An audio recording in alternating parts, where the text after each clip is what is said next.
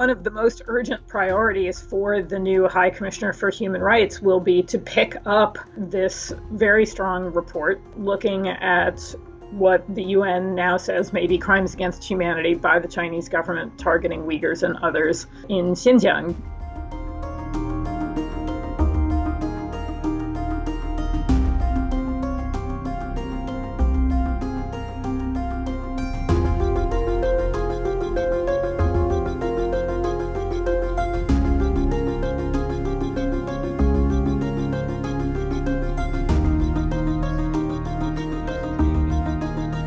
My impression of him when I first met him and when he first started working at UN headquarters in New York was that he did strike me as being a little bit braver than the average UN bureaucrat.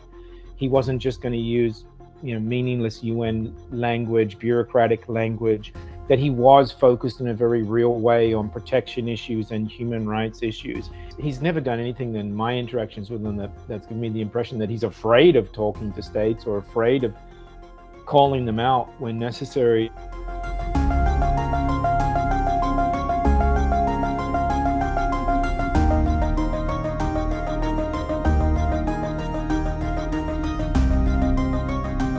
It's very important for the new High Commissioner to show that he will lend momentum to the report, that he will continue to engage both as the Office of the High Commissioner for Human Rights can on its own, but also in encouraging the Human Rights Council to take up the report, to put it on its agenda, and start talking about how to form an actual investigative mechanism.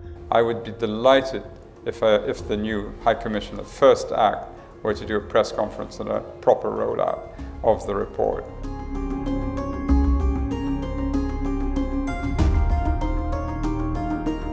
The challenge of addressing China, both for its domestic human rights violations, including those in the Uyghur region that the OHCHR report that was released last month outlined, as well as its broader influence throughout the UN system and with regard to international norms and standards, would be a challenge for anyone.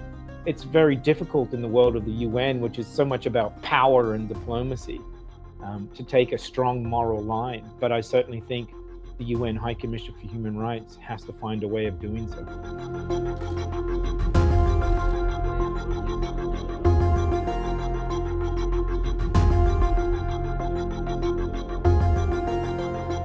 The Secretary General has not been strong at all with respect to Chinese government human rights violations. And we'll just have to see how the new High Commissioner does. It's not just a question of how High Commissioner Turk takes on the findings of the report, but indeed how he also defends the UN human rights system in the face of the Chinese government's hostility against it and its efforts to undermine those mechanisms.